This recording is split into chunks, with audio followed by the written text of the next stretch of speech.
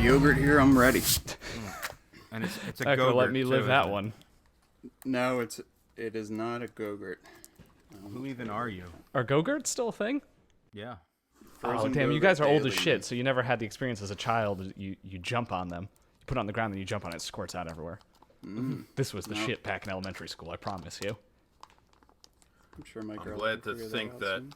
the billions of them that I bought went to a good cause. Waste. Yeah. Yes. They, yeah. Damn. Gogurt really transcends generations. That's not an important thing to start with. No. Should I start the episode? Already started. All right. Well, here we go. Hello and welcome to a spooky Halloween episode of the Knife Nuts podcast. Nope. Yeah, we're using that. Man, what the fuck?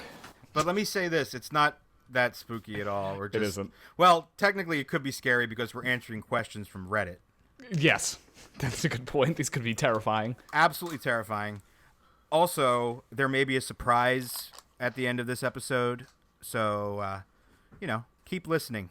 I don't know what that means, but okay. You know, the thing. Nope.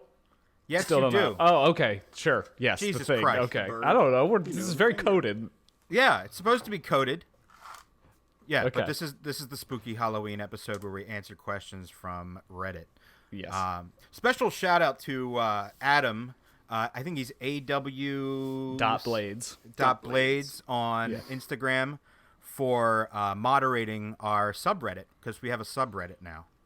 You can If go you to guys are on the Reddit, you can subscribe to the Reddit. reddit.com/r/Knife Nuts Podcast. This all sounds like Chinese to me. Yeah, it's okay, Brian. Dude, We'll take care of this those one. Those are forward slashes, not backslashes. Where Are did those- you get backslash from? Those are forward slashes? I can never remember which slash is which. I'm a terrible It's programmer. The top point is One leans fuck. forward and one is the leans direction. back. So no one ever uses backslash. That's the useless one above enter? Right. What the fuck? You're gonna need to cut this whole part out of this because this is already terrible. Yeah. Oh, yeah. Anyway, no, you're not gonna do These this. are the standards people expect. But I do want to do some housekeeping before we begin because honestly, this is going to be a jam-packed show. Jam-packed. We have a lot of questions that will require a lot of detailed answers, and we have given almost zero forethought into. Oh, I haven't looked at these at all. What we're going to answer. So I've never seen them, so I hope there's not too many directed at me. There's definitely some directed at you, actually. one or two, but I don't think you have a problem answering them. One thing I want to address is on the last episode, I had some questionable things to say about rotten design. The apology tour starts. It's Here not, comes you know. Here's the thing. back. Here's the thing. He was cool enough to hit me up and explain himself. Explain everything that was going on. And after doing some research and seeing what he, there are certain orders of operations that I didn't necessarily agree with the way he was doing business. But I understand that unforeseen circumstances lead you to end up doing things that you don't normally plan on. But Like car accidents. like car accidents, right? Yeah. And we know about that. That was not something, we all knew that happened, and we wish him a speedy recovery if he hasn't already. But what I'm trying to say is that the lengths that he took to sort of repair any sort of ill will that he may have garnered because of the money he took from people's books. He's been delivering knives at a steady pace since he's recovered from the car accident. And here's the thing. This is the thing that really sealed the deal for me. We talked about the production knife that he has coming through Custom Knife Factory.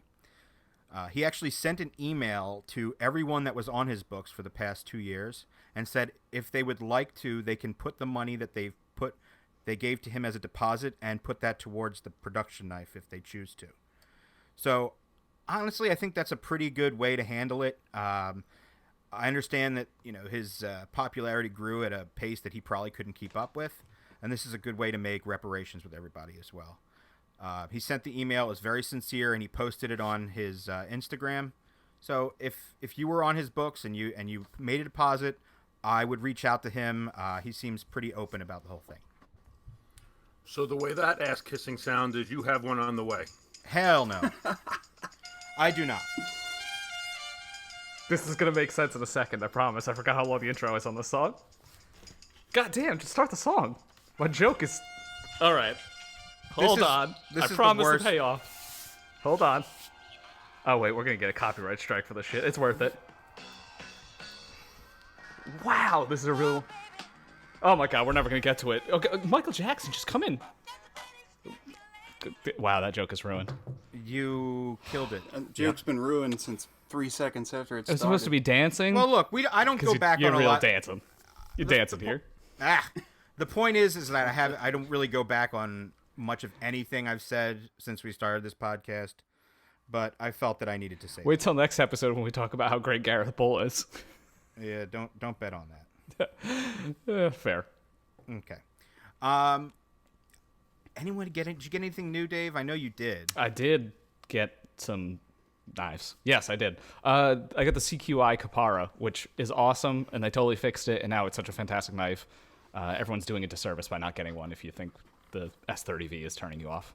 It's awesome. What's so odd about it is I think this is the first time I've gone from absolutely despising a knife to loving it. Yeah, it just ruined it. Like, the action was just like, it just took so much of the enthusiasm out, and then they fixed it, and now it feels so much more expensive now.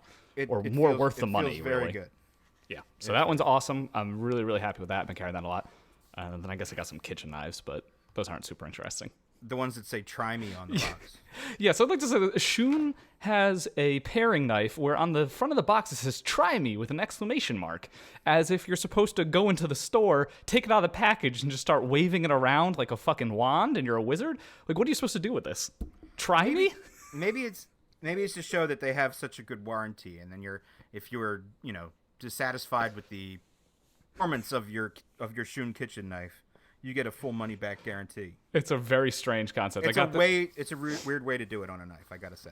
Yeah, and then I got a Shun Classic Kiritsuke in 6 inches, which is not very interesting, because kitchen knives aren't interesting for some reason. Except the Bowie Chef. Yes, the Kickstarter goes live in like a week or something. Yeah, I'm really looking forward to that one. I think, hopefully my girlfriend doesn't listen to this. I might get her one for Christmas because it looks awesome. Oh wait, it's not going to be delivered by Christmas. I didn't know you had a new... Is it the same girlfriend or is this a new girlfriend? girlfriend? Oh, congratulations. Yeah. Anyway. Also unnamed, I presume. Yeah. Same name. What was it, Rachel? They're just all called Rachels. There was no now. Rachels. It's a Karen. No Karens. But I realize now that's... on, all your girlfriends are just called Rachel. Yeah, You get a new that's Rachel. fine. I don't think the Bowie Chef is going to be delivered in time for Christmas, now that I think about it. If the Kickstarter's going live in November.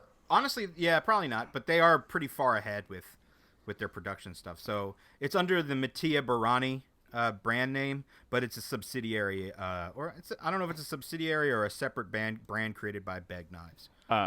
The profile, the very dramatic black and white profile shots of them are really funny on the Kickstarter. Oh my gosh, yes. It's a little too much. Well, I was actually sent the promo video that will be going up on the Kickstarter. Oh, no. It's honestly really nice. Oh, okay. I kind of liked it. So, are they doing that herringbone Damascus thing for the production ones? They're doing the clad Damascus, the VG10. Yeah. With the clad Damascus. It's really weird with kitchen knives. I know we're not a kitchen knife podcast, but you really don't have to worry about steels because like 99% of kitchen knives are VG10. You really don't have an option. It's really like the gold standard. Yeah, you have no options essentially. I have a set of custom. Well, it's not a set. Yeah, unless you get into custom stuff. I have a chef's knife and a paring knife done by DCB Customs. Yeah, those are nice. They're very nice, and they're in AEBL, which I've really, really liked as a kitchen cutlery steel. Yeah, I've just had a Miyabi Kaizen, which is VG10 Damascus, like all the lower end Japanese stuff is. I've been happy with it, but yeah, I finally had to get a paring knife because it was getting a little ridiculous using an 8-inch chef's knife for paring knife tasks. I do want to honestly. I like kitchen cutlery. And I have a friend who has a show on Food Network right now called, oh my gosh, what's it called? Is it Chef Brian Duffy? It's Chef Brian Duffy. Of Bar Rescue fame. He was on Bar Rescue, but his new show is called, oh my God, Opening Night. It's really good, actually. and he's an amazing chef. He's a really cool guy. He's into knives. Give him a follow if you can on Instagram. It's Chef Brian Duffy. Yeah, there is some validity to this conversation because I think the vast majority of people use kitchen knives more frequently than they use pocket knives, and people have such shitty kitchen knives and take such bad care of them. It's absolutely mind blowing how bad your average kitchen is. Oh my god, it's unbelievable. Going to other people's houses and having to cook it's terrible. But Every knife I own is thrown in one big drawer, and they're all fucked up. They're all serrated at this point. yeah. See, but you could fix that if you wanted to, because you know how to sharpen knives. And he's never gonna. Yeah, it's really funny how badly people treat kitchen knives, even though they get used so often. My kitchen's kind of a mixed bag. I have some crap, and then I actually have a few half decent knives that I take care of, and then of course there's the Panda Express that I use for splitting carcasses in half. I can send you. I've been meaning to send you the Martyr knife back. You can turn that one into a little kitchen utility. Thin out the grind a little bit on the grinder. now that you don't have to hand file it. Yeah, no, I couldn't go back and machine grind that now after all that. That's true. Filing. That needs to be put in a museum. Yes. Well, it's just gonna go on my wall of shame and regret. Although it turned out okay. It just took a lot of whatever muscle spasms. Did you get anything new? Move on. I have a small handful of Levon's knives here. From the last time he was here, and we did a needle bearing upgrade. Oh yeah. I'm glad that's the cool. first topic. Yeah, I want to hear about that. I want to talk about needle bearings for an hour or two. Please. You know what's funny is my force. Oh yeah, go ahead. Well, I was just gonna say that we got that. I have that 0470 ZT. Yeah. I had two custom scales. I guess they're inlays. 2 custom inlays, and a set of custom roller needle bearings, which are still called roller bearings according to Shirogorov. So. Yep. Well, they're all roller bearings. It's just less specific than saying roller needle or roller ball. Whatever. Yeah. So they're the ones that look like little rolling pins. Yeah.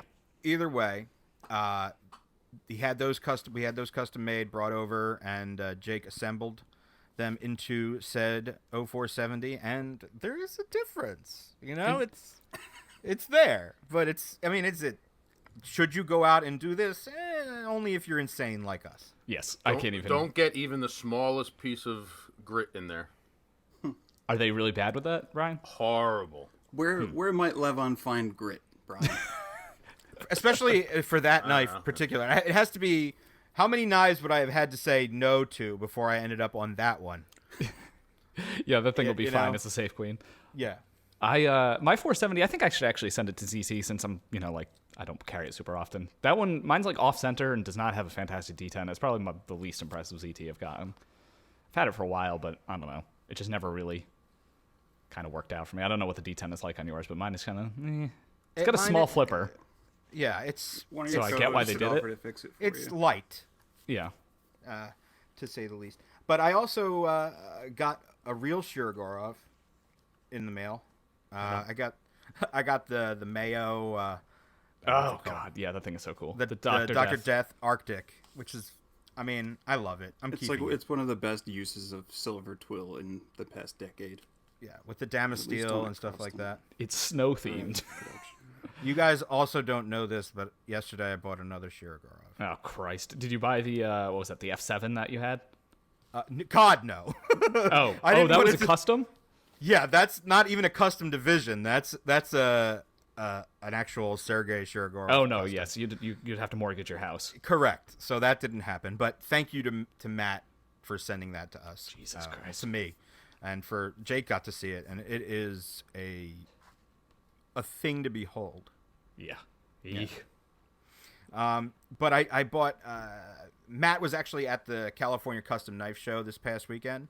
And it's actually still going on. I think today's the last day. Yeah, that sounds right. As at the time of recording, and they had a special Halloween edition 111. Oh, okay, yeah, that's a no-brainer. And I was like, "Come on, absolutely!" So I said, "Matt, can you go over to the Recon One booth and snag one of those for me, and he did, and it's cool. It's orange and black G10, but it's the coolest use of orange and black G10 I've ever seen, and it has bronzed accents, and it comes with a bead, one of the Shirogorov pivot beads with a pumpkin, Oh, okay. a jack-o'-lantern. That's worth the $8,000 alone. Yeah, right, exactly. Yeah, that was good. Jesus. It wasn't quite $8,000. No, I imagine not. Send that one to me because I haven't seen it. Absolutely, let me do that. That is that's pretty cool. I mean, we've said it before that we're suckers for Halloween themed knives. So Let's see, what else did I get? I got a new Carol. we talked about that. Did we talk about it on the last one? Okay. Yeah. I also got A groundbreakingly brand new Benchmade. the Contigo. It actually came. I got the Contigo, yeah, but that's still sitting at Jake's because in It's the right in front true of me. Yeah. the true Benchmade fashion, It's terrible. It came so off center. You can't. It's unfathomable how off center this thing is.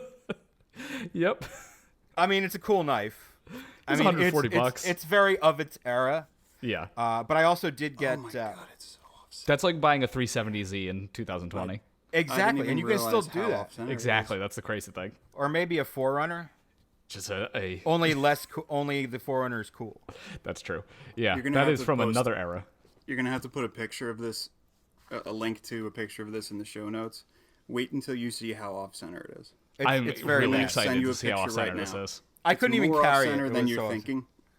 Is it rubbing? Is it that bad, or is it just like on the verge of rubbing? It's on the verge.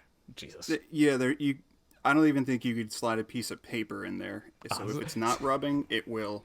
So it's got Before those. it's even broken in, it'll be rubbing. It's got those Shark Knife Co. Tolerances, except for not Only on one intentionally. side.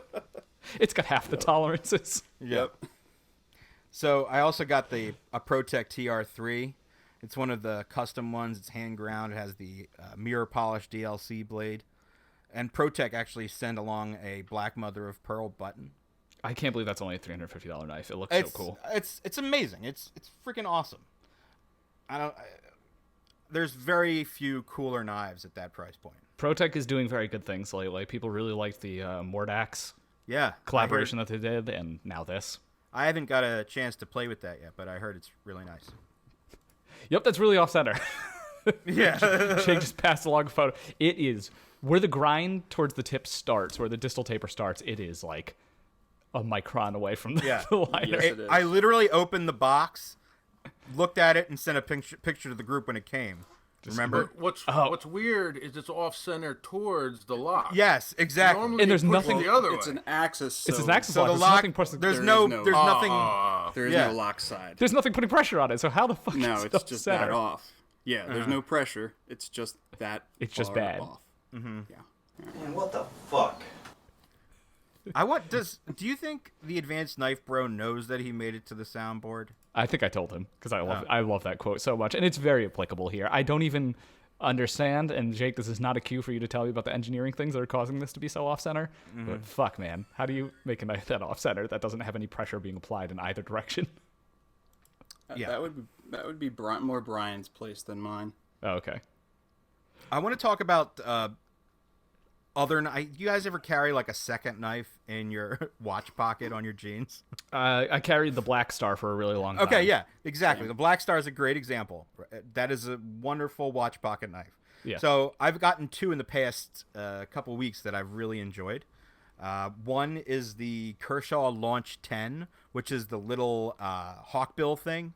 Oh yeah, the little claw. Oh, I love that thing. It's amazing. Two, I got the Real Steel Luna. Which is very Which- nice looking. I have to tell you, I think it's my favorite production slip joint. Is that titanium? It is titanium. Yeah, it's very nice, and it is uncharacteristic. I guess it's Jacob from Poltergeist Works. Doesn't Yeah. really look like his other designs, but it's No, cool. it has almost like a Russified Puko look to it. Yeah, I think because everyone said it looks like the Pero, the Shirogorov Pero. Or I mean, it Sinkovich. does look Sinkovich-y, but Yeah.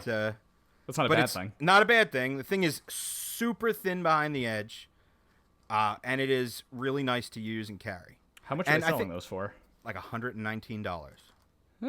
What's the steel? It is N690. Interesting. It's kind of in the Italian sort I of did. I actually. range. I was suspicious, so I actually emailed the Real Steel rep that I deal with, and they're really cool, by the way. They'll answer anything you want. So I was like, so just out of curiosity, I noticed that this particular model is an N690, and usually the only thing that the Italians are good at is making slip joints. I was wondering I see the dots connecting. Yeah, I was wondering if you guys outsource this at all. It's like, no, it's in the same factory. We have a relationship with Bowler and Carpenter, so that's who they get their steels from. Oh. So it's made in the same factory as all the other Real Steels.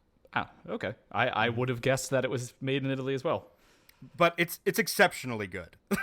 It is nice. I don't know. I mean, it's very, very good. Maybe it is. It's definitely not Italy. It is nice though. I don't think I'll be buying any $120 slip joints anytime soon, since I have one, and that's sufficient for me. But it's cool if you're into that. I'll send it to you to check out. It's the other one. The other thing is that there will be a carbon fiber version that will be exclusive to Blade HQ. Oh, that's gonna be nice. Yep. Yeah. I mean, I don't think I got anything else in that was too interesting except the steel wheeled knives Guyana, which is a large thumb stud opening knife. It's really, really good. I like that design. That's cool. Yeah. They've come out with a lot of good G10 D2 knives recently. Mm-hmm. Did you get anything from Custom Knife Factory and leave it at my house? I got that. That was a long time ago. We talked about that. Oh, was it? All right. Yeah. Sorry, never mind. No, it's Move along. okay. He was talking about the Tough Knives Switch. Switch. Yeah, you've had that one for a while. The Progeny 2 looks really cool. Yeah, that's what my next thing was going to be. So I did get the prototype of the A-Purvis Blades Progeny V2. I think I like it more than the original one. I am looking at it now, and I think I also agree. Yeah, It's bigger. It's a little longer.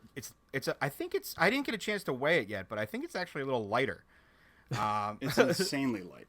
Yeah. I mean, it's a nested liner lock on full carbon fiber scales. fiber That's scales. very believable. But the added length. It also has thumb studs too. There will be a knife nuts version of this. Naturally. Well, we didn't do a knife nuts version of the Zerks, which I think the pre-orders closed on last week. That knife is spectacular. If you didn't get in on that, you missed out because that knife is freaking awesome. It looks really good. Yeah, It's a very conservative looking Persian knife. Yeah, but the V2, we haven't landed on any material choices or any features of what the knife nuts version will be, but at this time it looks like there will be one. Is that Best Tech again? Yeah, that one is Best Tech. Oh, okay. The what's it called? Zerks. The Zerks is a Is Wii. Wii, yeah. Wii, right. Cool. I'm looking forward to that. Yeah. Yep.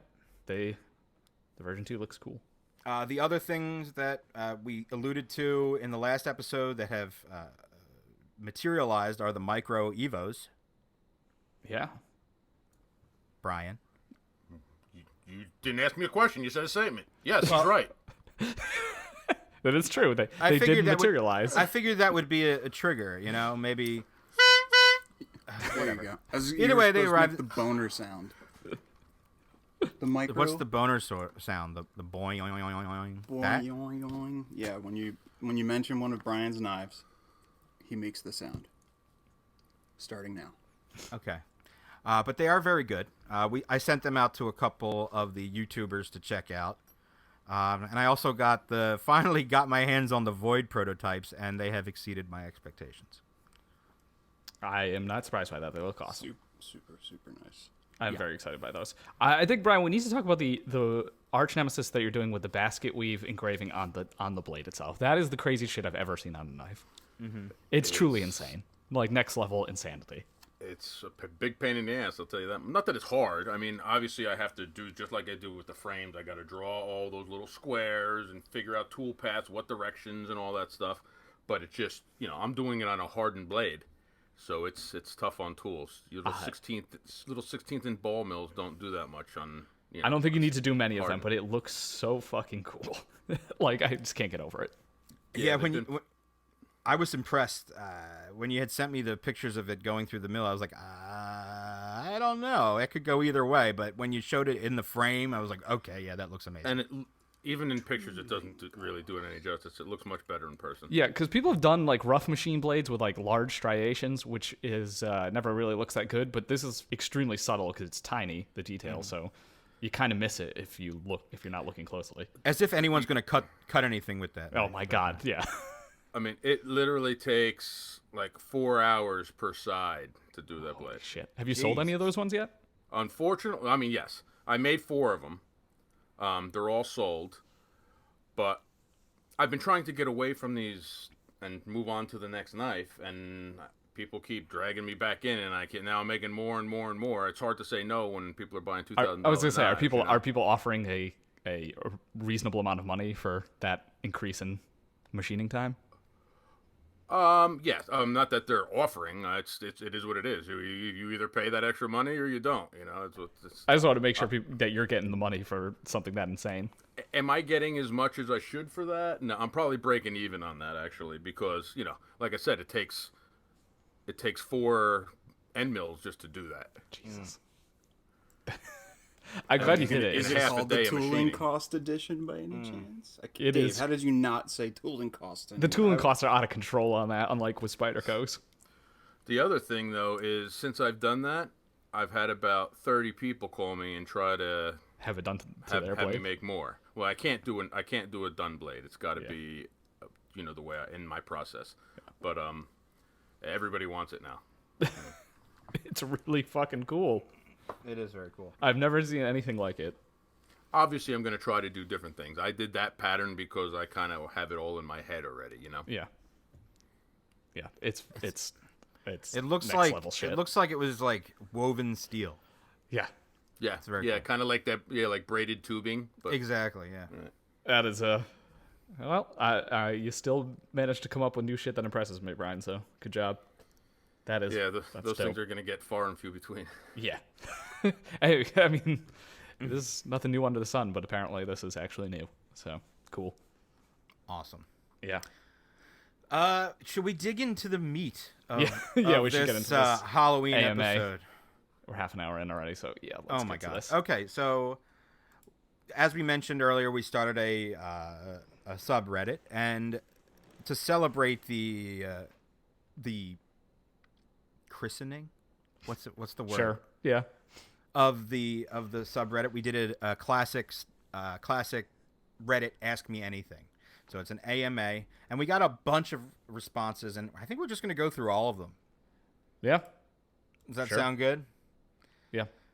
All right. So, Dave, do you want to read the first question? Am I sorting by best so that I'm reading the same questions everyone else is looking at? I guess.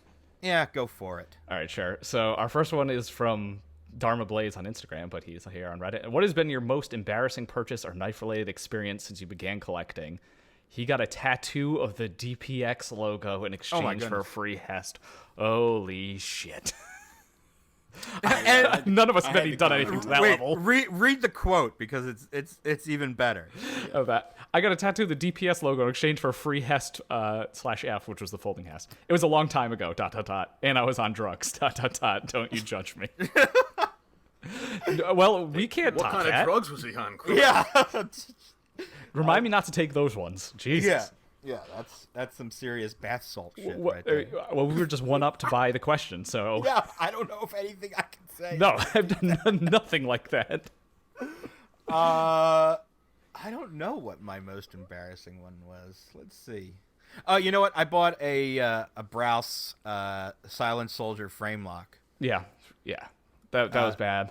Yeah, and when it showed up, I was really excited too, because it was one of the ones without the hole, and it was all titanium. I mean, this was probably what, 2013, 2014, Something like that. Yeah.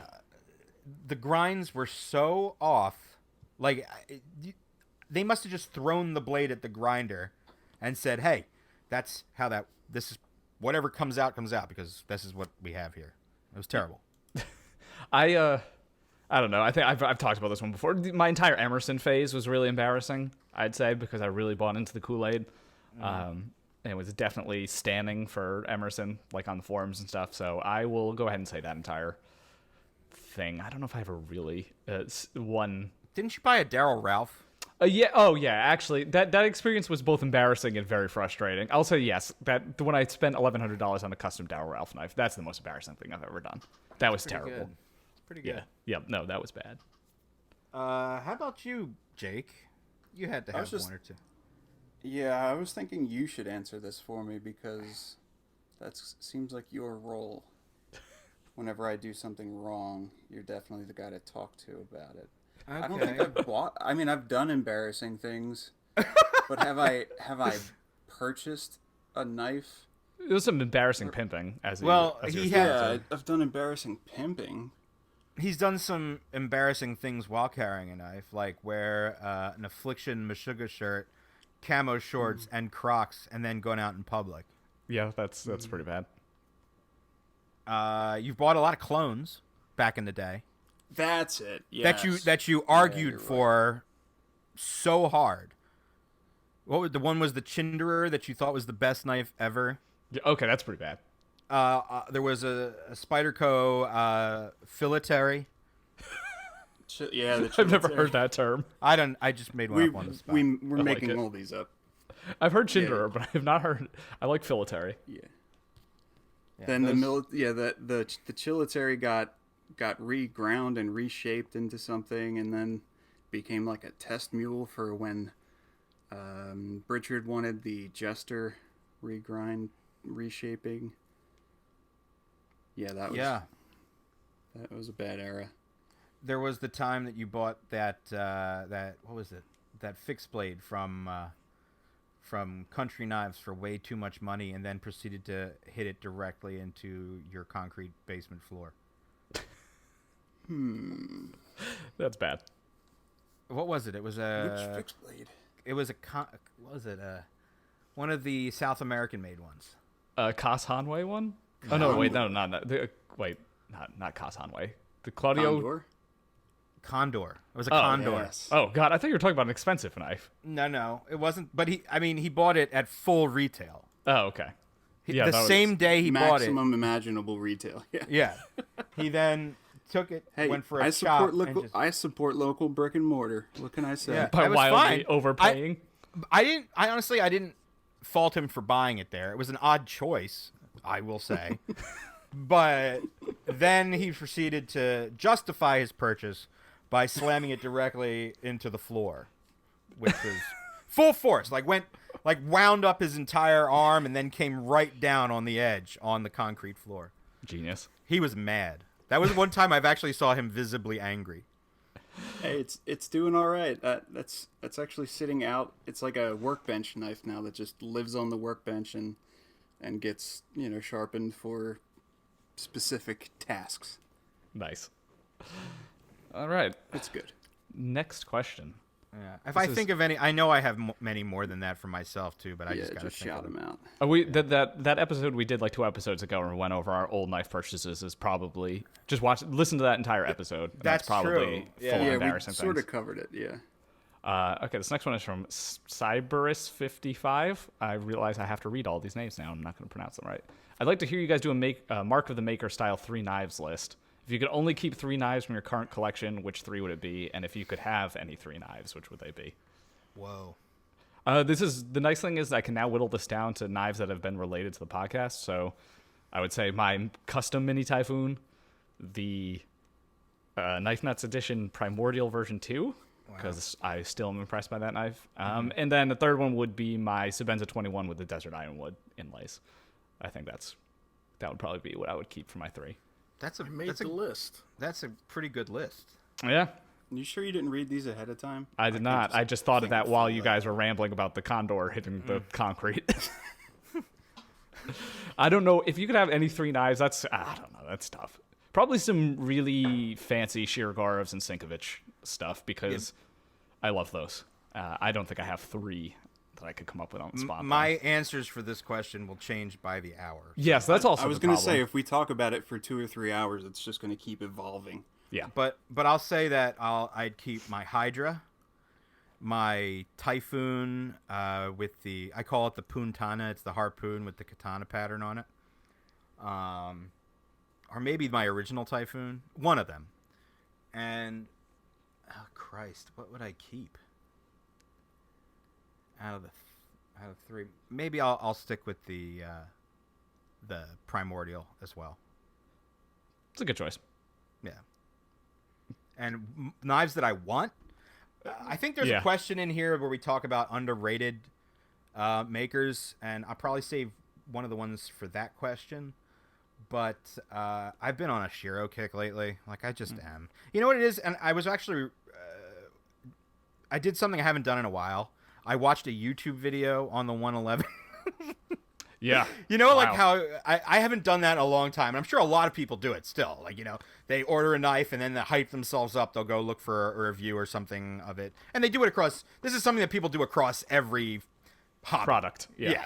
So I actually went and rewatched, because I know I've watched it several times in the past, Epic Snuggle Bunny's video on the 111. And I've talked about this before too, but the way he said it was pretty poignant, I think. They are a little bit better than what you would get at the $300 to $400 level and cost about double that. But it's that little bit better that you, after you've collected so many knives, that you really, really want, you know? Yeah. That starts meaning a lot to you. It's like a chasing the dragon sort of situation. Yeah, I think what attracts me to Brian's knives and Shirogorov and Sinkovich stuff is that it is just like... It's exceptional. I like machine-made knives. I think we used to talk about this in the early days of the podcast about me saying I don't like handmade knives. And it's true. So it's basically just the next evolution of machine-made knives. Where we're at. Exactly. Yeah. And I do like handmade knives. I mean, but at the same time, the stuff that I really like tends to be high-end CNC-made stuff. Yeah, same. I do want another Deadlock. I feel like there's like a gap in my collection because I don't have one of those. It was a cool knife. I haven't seen any new ones materialize, so they're making them. They're making them constantly. Are they? I just haven't seen anyone buy one. Then I knew they were doing runs of it, but I haven't seen any. They're churning them out. Okay. Well, that might make it a lot easier to get one. They are the wait list now is, I think, at least a year or two. It's not bad. It's not that bad. They're working on it. You know what I mean? And it's not like the production has ceased on it. Damn. Jake, what would you keep of Levon's 3 knives? Yeah. All right, the easy ones here are my Aaron Frederick SMK. Mm-hmm. It's my first custom and That's a good one. Favorite. Still just one of my favorite knives in our whole combined collection. And to keep this short, one of the few knives that I've really wanted for a long time and I've handled, but I've never owned, and Levon has never owned. I owned a production version, but a very fancy ruby inlaid yada yada Harkins Triton OTF. Interesting. That's one you want. Yes. Yeah. Instead of 3 and 3, I did 1 and 1. I'm in and out. It's. Short I think you should pick a Spyderco to keep too.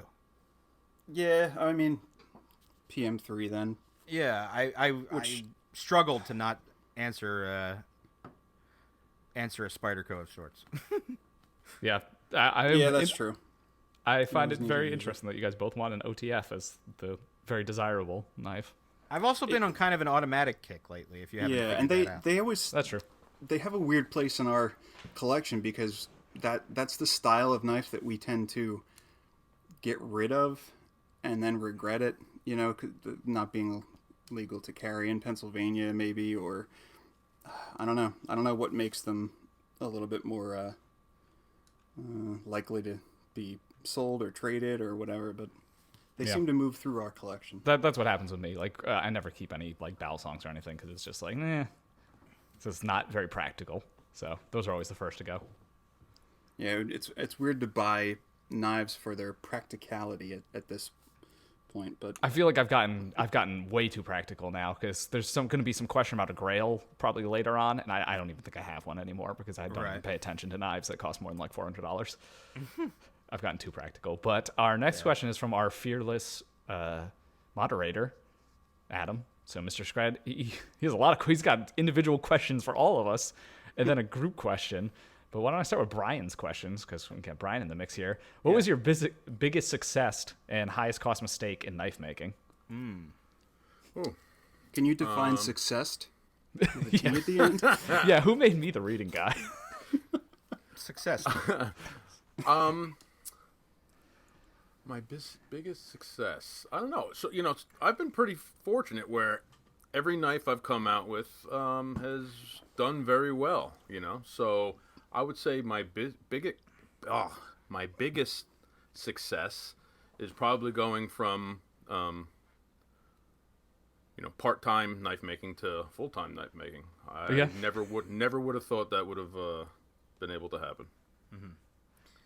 Highest cost mistake. Yeah, he actually has worst failure crossed out. Oh yeah, I got a lot of those.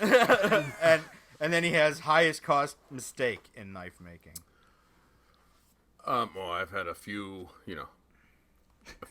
Damascus pieces that I fucked up. I only fuck up the expensive stuff. Expensive. So, Yeah. So, because that's normally when you're doing something that's, you're doing something that you're normally not doing. You're putting in a different size stock that you're not normally dealing with. You're you're doing something out of the norms, and it's why you screw up on those. But the biggest cost I had. Thankfully, I didn't have to pay for it. When I was working for the last company I was working for, it was a couple days before Christmas. Everybody is on vacation because everybody saves their vacation days for Christmas time, which I did the exact opposite. I'd always take my vacation in the summer when it's nice and go to work when it's Christmas time and nobody's there. So Makes sense, actually. yeah. So my friend's birthday is right after Christmas. So I was at the company and I was making him a knife. And I crashed a mill and tore up a $5,000 probe. Making a knife for my friend, So I was like, oh, shit. That's awesome. It was great having to go tell my boss that I crashed a probe. Yeah, how did you leave quick this company open a different shortly file. after? No, it was a few years later. But I just basically told them I crashed the probe. And they were just like, get it in this budget before the end of the year. Yeah. That makes sense. This is why you're your own boss now. Yep. And There's why also- I don't have a probe. There are some other questions for you, Brian. Yeah. Should we answer? God. Should we just go through the two of those that he has, or should we skip to Jake and then you? And Yeah, Go round robin. fart around a little bit. Give me a little bit of a break so I can kind of get my head together. All right, You know that how sounds after I good. talk, I need some time to kind of chill out. yeah, this next one's going to take forever to answer anyway. So Yeah, you'll have plenty of a time Yeah. for a break. So, Oh no, Jake. I looked at it. I have a short answer for this too. All right, Jake, can we get an All right. update on the knife shop? This is all from Mr. Adam, sir. Scred, Adam. Yeah. Yes. Okay, the most important update is I have reached out to a professional electrician Oh, thank God. to expedite the process of finishing the goddamn shop. What, Wow. what do you Are have you to put happy in? now? What do you have to put in? All the outlets, sub panel, You have to put in a sub panel. 220 for all the machines that use 220, lighting. What was your basement? Just like an empty concrete shell before this? It was kind of half finished, half unfinished, sort of in a way. I will give And- him that it is going through a transformation. Yeah, and to make everything safe, unfortunately, that also means fixing a lot of stupid shit that I find every time I try to do something, I find something else that has to be fixed. But I since finished the my last whole update- basement. Sheetrocking, spackling, painting, floor, electrical, plumbing in 2.5 weeks while I'm flying out to Vegas and everything else. What the fuck are you doing? Well, I'm certainly not working for 2.5 weeks straight ever. I mean, my wife was literally gone for 3 of the 4 weeks the last month. Yeah, I work and I don't- constantly on that. Yeah, no, I rarely even get to work 2 days in a row. Full-time daddy. That's wild. I just love that outburst. Yeah. Sorry, I told you I needed a break motivation. before I talk again. Hey, it's motivation. Maybe. Yes. And my motivation comes and goes. I mean, I'm the first to admit that. Goes more than comes. Yeah, well, it's got to what go she said. somewhere. Anyway, I'm coming up on another big, obsessed with getting the shop done month. I can feel it in my bones. Another manic phase coming on. Yeah. Maybe you can have a blade by this blade show. I said by Christmas. I said by Christmas at the beginning of 2019, and I'm sticking to that. Christmas. All right, we'll hold it to you. You got like 3 months. Yep. Not even. Oh, this one cuts deep, Levon. Is it harder for you to be objective once you establish a relationship with a maker/company? Hey, listen, did you just skip over yourself, you dingbat? Yeah, I figured I'd just go last. Okay. So yeah, go ahead and read that question again, actually. Is it harder to be objective once you establish a relationship with a maker or company? Here's the truth of the matter. I don't establish relationships with people or that produce products that I don't like. So that's where it comes to from me. Like, I only have relationships with people that I like, that produce products that I want to feature and or use or purchase myself. That is true. When you see us tap dancing for CRKT on here, then you'll know something has gone horribly wrong. Correct. I'm pretty honest when it comes to any of that stuff. If I don't like a knife, I feel like the best thing I can do is just not talk about it or feature it or anything like that. If someone asks me an opinion, I'll happily give it. Or even if it gets brought up on this podcast, I'll certainly tell you how I feel about it. But I'm a firm believer in there's no such thing as bad publicity. So I'm not going to give any to anything that I don't like. That's Does that make sense? And if we need to add some edge to this podcast, that fucking Kaiser, the pinch, is the worst knife I've ever had the displeasure of handling. It's so bad. Take that, corporate dad. Yeah, I don't get it. Honestly, I haven't talked to Kaiser in weeks. I don't know what it is. With them. So I don't think we talked about it last time. It is superlatively terrible. It's the worst combination of choices Dude, I've I ever had to seen. send it to you for you to believe it, because I had no words. I was like, I can't even look at this in the box with your other stuff, and I'm like, look at this. I need to get it back out. Okay, I got it. I don't even think we can give this thing away because it would be insulting to give it to our fans. It's just a blade on a hinge. It's the worst thing. It is just a piece of bar stock that opens and closes. Yeah, with a fake Scandi grind, but it's got micarta handles though. It does have nice burlap micarta handles. Everybody loves micarta now. I do like the burlap micarta, but goddamn, is it terrible? Somebody, I bet somebody would love that knife. I hope someone will. I don't want to know them, but someone will love freak. Them. Yes, exactly. Yep. Well, maybe we could give that one away to some unlucky bastard. Just for the for the fun of it, just give it to somebody. Yeah. See, we're objective now. Yeah. Okay. We're objective. Basically, the person who gets pulled for this just loses. Yes. This is a burden that you must shoulder. Mm-hmm. We can give them the Kaiser Odin too to make it a little bit better. Oh, that makes sense. All right. I guess question for me: favorite knife of 2019. This has probably been the least productive year for me in terms of buying knives. So I am going to say, right now, the standout is the Primordial Mark II, which sounds like a cop out, but I was predictable. Answer is predictable. Yes, I don't know. I was just wildly impressed by it. I'm not saying our edition specifically. I'm just saying the knife in general. I was surprised by Best Tech. Really, I'm going to say our version in particular. Okay, fine. But I think what I was most shocked by is how well Best Tech executed the knife. Not just the design, because I liked the design, and the design was already kind of familiar. I was just really surprised by how good of a job Best Tech specifically did, because I don't know. I didn't expect them to step it up that quickly. It's a standout amongst their production knives too. Yeah, I've handled a lot of their production knives, and they're kind of like, okay, this design is a mess, but okay. Yeah, that's why I'm just shocked by it. And then I guess my number 2 would be the Kapara. Now that's been fixed, I think I really like that knife. The 2 knives that you've purchased in the past couple months. Yes, I mean that's it. I couldn't say that a knife I didn't get in 2019 is my favorite, because if I haven't handled it, how do I know? I'm just glad I didn't get that question. Yeah, you've gotten a lot more than I have. This was a funny question to ask me, since I have probably gotten the least knives in 2019 of the whole podcast. If he really listens, he knows that asking Levon that question is absurd. Yeah, I just wouldn't even answer It's it. like asking a duck what his favorite quack was. There's Yeah. just no way. That's a weird metaphor. I don't even know what Excuse that me, means, Mr. Duck, do you like water?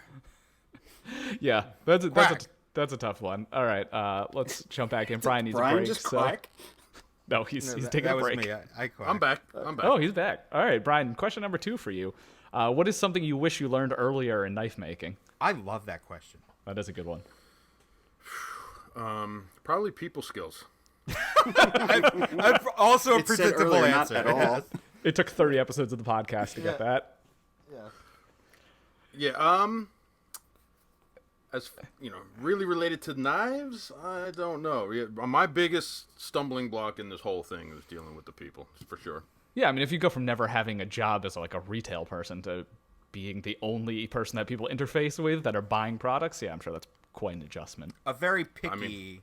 Yes, very picky people too. I mean, it's 6 years later, and I'm still struggling with it. There's this one motherfucker I want to kill if I have to keep listening to his emails. Follow-up question. How many wiggles to close is the micro Evo? What a question to ask. How many wiggles? That's only the beginning of it. There's that whole story with this guy goes back further, and I have things up until recently that I'm dealing with him. And you guys know the way I am, and he obviously doesn't. No. But No, I he feel doesn't. he just went out and bought his first knife of mine, which was an Evo Typhoon, and he just bought. If he didn't buy it by this point, I would have tell him to go pound salt and find somebody other, go to buy a Holt or something. But at this, but at this point, he already bought one of my knives, and now what am I gonna do? So now I have to feel like I gotta kind of well, look. be nice because I don't want to. It'd be shitty to go buy something and then right after you buy Of it, the course, maker it's tells not you like you're an asshole. Yeah, it's not like you don't have empathy from that perspective, but the way that they're going about it is just the opposite of how to, get anything out of you. I knew this guy was going to be a pain in the ass before that last comment, Yeah, but when he asked how many shakes, how many wiggles? It was wiggles, not shakes. how many wiggles? If you're listening, you got to get it together because I'm 2 steps from losing my fucking temper. I will say, look, he's obviously a kid. He's young, right? He's probably in his early 20s, I would guess. I would guess, yeah, maybe. Look, I'm Brian always appreciates the support, and we appreciate the support. I don't even know if he listens to this podcast, to be honest with you. But look, just take it down a notch, man. It ain't that deep. Would it be better or worse if the question was how many wiggles after you pee? I really thought that was where you were going when I heard Any wiggles. more than 2, and you're just playing with yourself. I'm 47. It drips for another half an hour after I put it away. Yep. And then you put it away, and they're like, "Oh wait, there's some more in there." We're going to talk about prostate issues on the podcast Yeah, right. now. There you go. That's the podcast that we're doing now. Honestly, it's the weed, dude. It's all constricting. Okay. But yeah, Listen, if that wasn't in play, I'd be really irate. That's a good point. That's the only thing that keeps me level. that's true. Well, here's a question that I think you could probably answer really quickly, Brian, to get yours out of the way. Any plans for a mini Arch Nemesis custom? Who knows? I actually drew some up. Oh. I wasn't sure. I do want to do something that's a little bit smaller. I don't know if I should shrink the whole size down or just make it shorter. I kind of like the thickness and everything of it now. Yeah. But I'd like something a little slender too. The advantage of not making it more slender and just scaling it down lengthwise is I can still use all my fixtures, I can use all my programs, I can use all the stuff I already have, which is a big advantage. Huh. I figured you just had no interest. That's kind of cool. I think people will really like that if you do it. So I don't want to stop with the daggers altogether because I think it's such a good knife. But when I move forward, after I get this last few done and I come back to them eventually, I'd like to show something different, whether it be smaller. There's a couple other ideas I have floating around to make it a little bit different. honestly, the Micro Evo did so well that it wouldn't make any sense to ignore making smaller knives. So I get it. The micro. Well, the micro Evo didn't go for sale yet. I think he talks Well, about the Void. Yeah, the Void. Oh, the Void. The Void, yeah. It's smaller. Someone did ask if you're going to do another knife similar to the Mini Typhoon. Nice, a 3.5-inch blade would be cool to see again, but I would imagine that's I'm personally biased. That's obviously going to happen. I mean, that's like a Right. Yeah, like sure. a bread and butter size for a knife. So all right. Yeah, it's coming up with a design that's different. we've talked about some cool stuff, Brian. I know the gears are turning. Well, I have a bunch of different things going on in this next year or two, so it's coming up with enough designs for all that stuff that are different from one another. I'm going to be doing a little collab with somebody that nobody knows about yet. Not even Levon. I don't know about this. I know this is gonna chap his ass that he doesn't know about it yet. No, I like surprises. So yeah. So we'll see. I got a lot of different stuff going though. So Oh, cool. it's good. Jake, apparently you're one of the Wright brothers. What is this about your plane? You're building a plane? Will there be footage of your Yes. planes made in flight? I don't know if this is a metaphor for your knife shop. It is not. There is a plane. Oh, No, God. it is literally a giant scale radio controlled airplane. And yes, there of course will be footage. It's of an the making 84-inch wingspan, Jake. Am I right? Yes. 86, 84. This does not sound like finishing your We'll just shop. call it 85. Right. Exactly. Focus, Jake. You should see how much room it takes up in the basement. Oh my god. Why? The timing. Well, all right, so it just came up for sale locally on my birthday, and I bought it. That's the whole fucking story. I've These always things wanted happen. one. Fair enough. It is not. It is far from the first plane that I've built, but it is the largest, It's very big. and I just absolutely love it. I know So- one person that's very excited about it, and it's no one on this podcast. It's Joe Bananas Oh yeah, on yeah, Instagram. Yeah, he's very yeah. He's a large scale guy. He's also likes big planes. Shout out to the large scale guys. Yeah. Didn't all three of you out there. Let's see. Levon, can you name 2 to 3 custom knife makers who you think deserve more recognition? Oh my gosh, this is the one I was dreading because there's a lot. Okay, first off, I'll say. Can I name one? Can I name one? Is it the one we talked about? I don't know. I don't remember what we talking about. Skiff. Steve Skiff. Yeah, that's who we talked about. that's- Steve Skiff is 100%. Yeah. His in that. knives are so nice, and I They're look so and I'm nice. like, I don't know how many followers there's on Instagram. It's 3,000. like 3,000 or 4,000. I'm like, Yeah. what the fuck is going on here? And they're such they're- nice people too. Yes, they are. That is definitely in my answers is Steve Skiff of Skiff Made Blades and his family. They all run it together. It's wonderful. Like they have a bunch of knives in it's the one design, The Accomplice. the Accomplice that he does as a lower cost knife in the 750 range. Really, really nice. Beautifully machined knives. Dave, I'm sure you would like them too.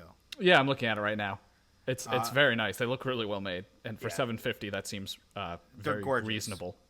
On the other side of the knife making world, I think Doc Schiffer deserves some credit. Yeah. Yeah, I like that one. Yeah, Doc Schiffer is a cool guy. He makes knives his way, and I think he's actually just showed his stuff at. If you go to his Instagram now, he has some stuff that he did for the California Custom Knife Show, and there's this vintage looking. It looks like a Barlow style handle with a recurved blade in it, and it's really nice looking. Let me find that one. And his pricing is incredibly reasonable. Like, Yeah. we're talking like Aaron Frederick like pricing for stuff too. Oh, I see that one. Yeah, that's a Yeah, really and cool those looking two- one. Yeah, they're like 2 peas in a pod at a knife They really shop. are. I have to say, talking to him, well, first off, he was beyond pleasant and very, very giving of his time and advice and all that sort of stuff as far as knife making. But his work made so much more sense to me after I talked to him. Mm-hmm. Oh yeah, Does that make sense? I don't know. absolutely. I just it really clicked for me after the first time I met him. So I think that's a great answer. I'm trying to think of a third. There are a lot. Can you guys help me out here? I am there's- trying to think, but I'm a terrible person for this. Custom World. I might say Brian Brown. Also a super nice guy. He sent me one of his customs early on. Brown Knives. Yeah, to check out. Not to be confused with Brown Knives, who also has a new design out that I like, but I think he gets some pretty good recognition. Yeah, I think Austin did a pretty good job of highlighting the Brown Knives, the CNC guy. Brian Brown. I was talking about a totally different person. Yeah, you're talking about Brian Brown. I know who you're talking about. He's got a model called the Warthog. Am I looking at the right guy? He also has a production knife that's coming out too. So I'm trying to think if there's anyone else that's lower on the radar.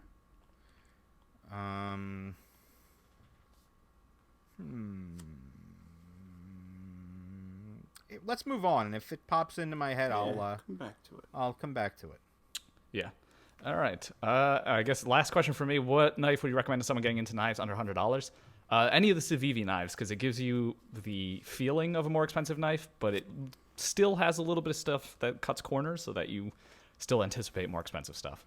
I 100% agree with that. Yeah, you get the action of like a really expensive knife, but like the construction's kind of basic, and you get kind of basic materials, so it'll leave you wanting more in that sense. So I think the Civivi stuff is the best for under $100, or maybe one of the USA made Kershaws if you want that sort of pride in where it was produced. My most used knife is the Civivi Plethoros. It's a Isham design. That thing gets used all the time around here. The new one that they just came out with, the Insight, I think is what it Looks is. good. And there's the That's my favorite one they've what's done. It called? It's called something. The Shredder, which is a weird name. Yeah, the Civivi Insight. You can get it with wood handles. You can get it with carbon fiber G10 handals. That one has that upswept sort of look to it. No, this one kind of looks like the Max Ace Balance. It's just got like a drop point. It's a very basic shape. Got it. I really like that one a lot. It's $80. It's D2. I think that is, if you're getting a knife under $100, that's a great one. Very good stuff. All right. Next question. Why are you guys the best? That's just patently untrue. Okay. This one has like 8 questions in one, so let me try and weed this out. But thank you for saying such a nice thing. I mean, yes. That is. So this person, Vextos, asked a bunch. Let's see. Let me try and see if there's not overlap. Thoughts on South African makers? I think we've all been very positive about them in the past, aside from a select few. Yeah. There's some quirks to them, but I kind of think that's what makes them special. So, what Grail knives have disappointed you? Obviously, my $1,100 Dow Ralph, that was a piece of shit. That thing was a big disappointment for me. I don't know if we have any other ones. I thought of a maker, Baron Cutlery. I don't know and who it, that and is. it also goes back to our talking about kitchen knives. He's a new maker, and he is doing a really good job. I'll have to look him kitchen up. knives are coming out really good, aren't they? Yeah, they are very, very nice. Ooh, that grind looks very nice. Yep. All right. Wow. Yeah. He's very under the radar. Gonna have to get in on him before he blows up. Yep, those look nice. Let's see. Worst knife-related injury. We know Jake's story about his 620 closing on his thumb. It's a bad one. Tendon cuts. I dropped, I can't remember what knife it was. It was something very pointy. I dropped it into my leg. Into my thigh. So I have like a stab wound in my leg from this thing. It's there's still a big scar there. I've only cut myself once that needed stitches. I was flipping a knife and I dropped it and caught it. So, yeah, you can imagine how that goes. I wonder what knife it was. I remember it being something particularly heavy and pointy. Oh, what's the coolest knife you have seen someone in the wild have that's not your friends at a show? That's a good one. Ooh. I guess my first one is a girl that I was friends with back when I was doing my master's. Her boyfriend was from Vero Beach, Florida, and he owned an old Microtech from back when they made them in Vero Beach. And he was not a knife guy or anything. He just knew the company was from his hometown. So that was cool. That's a funny thing because the one that I'm going to answer is a guy at a gun shop pulled out a micro SOCOM, a mini SOCOM. Oh, wow. Yeah, that's old. Yeah, I thought that was pretty cool. They need to hurry up the new mini SOCOMs. Like, that is going to be... They're sitting on that, Why are they sitting... Is it because Marfione's, like, having a horrible midlife crisis right now? Did you see he deleted his Instagram? Yes, I don't even want to touch that one with a 10-foot pole. No. The video from The Gathering my God. Her face is so good. Oh, it's the cringiest of all cringe. They just need to drop that mini SOCOM and make everyone forget about all that shit, because the mini SOCOM, the new one, is going to be so good. I'm also I really like the customs that Shun did of the Warrenclyffe SOCOM, the Warcom. I thought that was kind of cool. Yeah, I don't know why they haven't taken the opportunity to come out with another. We got to give them some advice. Goddamn. Well, I mean, they make all their money off of They OTS, know. so who are we? They know what they're doing. Yes, I know. Yeah. But that's cool. Okay, so apparently Vero Beach era microtechs are what you see out in person. I'll give an honorable mention to the M390 paramilitary 2 that I saw in someone's pocket. That's kind of I was at work and I was like, "Is that a M390 PM2 in your pocket?" And the guy looks at me and is like, "Jesus Christ. Yeah, it is." I saw it with the little blue G10. And I was like, "Wow, that's funny." Yeah. So apparently he is someone that only collects paramilitary 2s. That's it. Weird people, man. Yeah, they're He was an odd duck. I will say that too.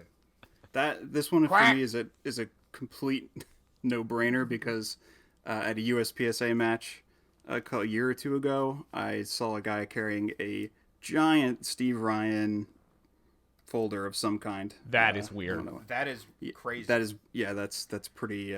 That's so bizarre. I'm going to go out on a limb here and say that some of the new stuff that Steve Ryan is posting is enormous, but is actually really fucking cool looking. Like, yeah, better than the yeah. old We had to like walk away and take our ear protection off to have a chat about knives for a while. Yeah. Well, Steve Ryan knives. Yeah, I wouldn't fun. expect to see one of those out in person. That dude's a character, man. Yeah, for sure. All right, I think that was definitely the best question amongst these ones, the ones that we probably have not answered before. Got it. All right. Covalent Pulse asks, thoughts on your knife taste preferences and how they've changed over time, and what do you do with knives you no longer like? Recently, I've just been letting them sit in my knife collection because I'm too lazy to sell them. I don't know. Mine haven't changed in a while. I think they're pretty well refined at this point. In terms of, I would second that. I don't think. I mean, I go through phases, but I usually circle around. You know, there are times where I'm like really into automatic knives, and then I'm into flippers, and then I'm into thumb stud knives, and I'm into custom knives, and I'm into, you know, it's just a whole horrible circle of regret and misery. I've solidly landed at knives that have relatively thin handles, are thinly ground, and the pocket clip hides most of the knife. I think those are probably the 3 criteria that unifies my entire collection. The pocket clip thing, I'm not one that really gives a shit about the deep carry factor, but I do appreciate a good pocket clip, regardless of the depth of carry. Oh yeah, it'll ruin a knife so quickly. Yeah. But also thinner blade stock, thinner behind the edge. You know, that's something that. TBTE. Yeah, TBTE. Hashtag TBTE. Hashtag buff horses. I think that's something that everyone's gotten better about in the last couple of years. 100%. And I'm going to go back to that Real Steel Luna. It basically disappears. That's cool. It's, I mean, it's as that is the perfect grind for that knife, since it's a little slip joint. They should be thin. The philosophy is there. You know, Yes. It's not like they just took a design and said, all right, we're going to put a back spring in this. That is the appropriate POU. Philosophy of use. Oh. Hey man, last time we shit on Nothing Fancy, someone actually stood up for him. So. Everybody got mad. Yeah, they got mad about it. I didn't know that was an unpopular opinion these days. Ugh, it's fine. It's all Jake, fine. have your preferences changed? Yes, I mean a lot of He just a lot doesn't of this, like knives anymore. That's a fair. lot of this answer would be boring, but honestly, it is such a huge. It started as a quirk, and now I cannot carry a knife with a really annoying pocket clip, like really tight, really thick titanium, No, like absolutely. scale thickness level, so it has no flex whatsoever, and it either won't go in and out of my pocket or it destroys pants in like a week. Yeah, those are like an immediate sell for me as He well. was asleep when we were talking about that a few minutes ago, apparently. No, I will second that though. It ruins a knife for me immediately. Like I'm just not going to carry it, and I'll just sell it if the pocket clip is that bad. Yeah, I just can't get past this. I mean, that's what's changed is I just can't get past it. Yeah. I just won't carry it. Good one. All right. This next person, PM me ya nips. Interesting username. What are all your grail knives, attainable grails, and more out of reach grails? Does Brian even have any knives besides his? Who the fuck buys Benchmade gold? Okay, there's a lot of questions. Grail. I don't really have grail knives anymore because I have basically shut off my brain to anything that is outside of my actual price range that I can afford. It's a useful defense mechanism for not always being envious of what everyone else has. So I would say, I don't know, maybe a chicane. Like the chicane with the harpoon is probably the knife I've been most like, whoa, I might actually do something stupid to buy that. Yeah, This it's is really gonna be only real Brian bad. knives that get me like worked up. Like, I'm still annoyed that I don't have an arch nemesis. But unattainable shit. grail, there's probably some like ridiculous Sinkovich that's $10,000 or something that I like. But I mean, I'll tell you, I try not to think about this stuff. This custom Shiro, regardless of how custom or whatever, one of people's, it's just called a custom. It's a custom Shirogorov. It is literally one of the nicest knives I've ever handled. I mean, it's crazy. Yeah, maybe when the Koss knives, the guys from South America, those ridiculous handmade fixed blades, like maybe those are an unattainable grail. Why are they unattainable though? Aren't they like thousands of dollars? The Claudio Sobral stuff, Oh, maybe. Koss knives, they're really really nice. They're from Argentina, but yeah, I don't know. I try not to actually think about this too much. I'm trying to think of at this point in my collecting. I don't have anything that I'm just dying to have. You know what I mean? If there's something I have, I get it eventually. I've been in this long enough now that I've had the opportunities. You know? That real fiery passion where you like really feel like you need something goes away after many years. Like, yeah, there's I know there are expensive knives I would like, but like I'm okay not owning them. Mm-hmm. And I was not like that earlier in my knife collecting hobby. I mean, that being said, I still want something from Steve Skiff. I want something. I need another Deadlock. Like it's stuff that I know I will eventually attain, but it's not really keeping me awake at night. Yeah, absolutely. Jake. I answer arch nemesis for both. Attainable and unobtainable. It is a cool knife, but yeah, this was a hard one for me to come up with on the spot. Brian, do you have any knives besides your own? No, right? Yes. I don't. Yeah, he does. The funny thing is I don't have one of my own anymore. Oh wait, no, I still have the first one I made. That's the Viper. Don't you have a Hurricane too? No, I got rid. I might have a Hurricane. I think you have a Hurricane. Yeah, I think there's a Hurricane in my fishing box that's probably rusted to fuck right about now. Yeah, I'm starting to get a few knives here, but if you're gonna ask me to start naming them all, I couldn't even. I'm not like you. I hope you don't have know. our knives, the Knife Knives podcast edition ones. Yeah.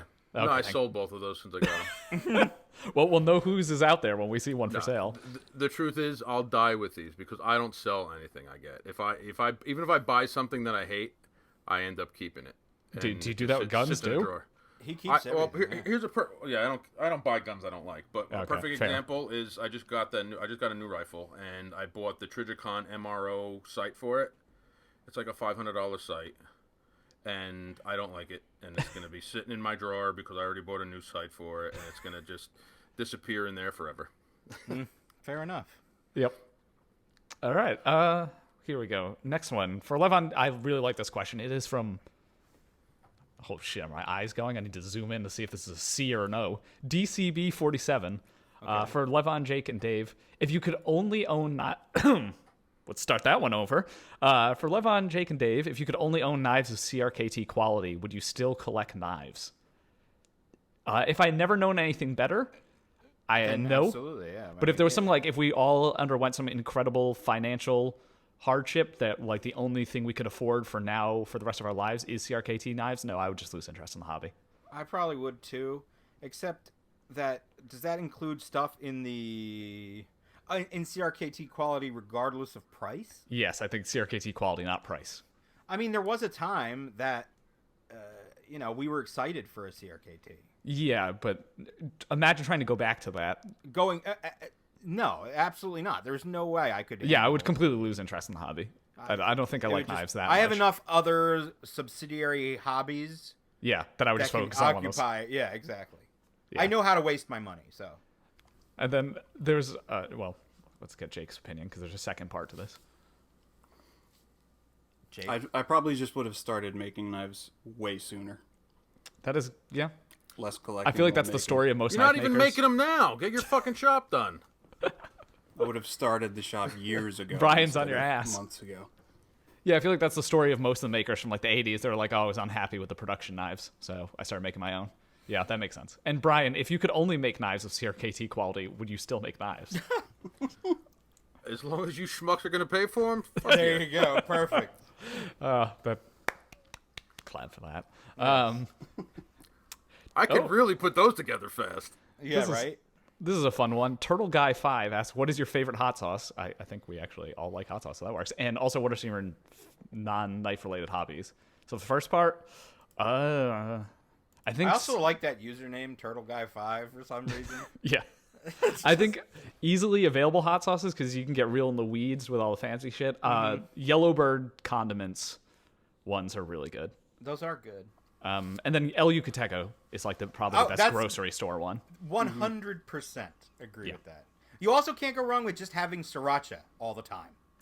Yeah, I don't know. I'm kind of sick of it. I'll also give a plug for Tabasco's habanero sauce, which is bizarrely good for being made by Tabasco. I have not tried it. It is strangely good. I love that one. It's I not that think- easy to find, but it's good. I think Yucateco and sriracha are like staples. Yeah. If you use Frank's Red Hot, you need to like, I don't know. If you claim to like hot sauce, you don't. That's like a CRKT quality hot sauce. Yeah. It's just vinegar. That's what that is. And salt. Let's see. What do I use now? You know what, Brian? When we went to the gun show a couple weeks ago, we got that chipotle, that beer chipotle, scorpion pepper sauce. I didn't get that.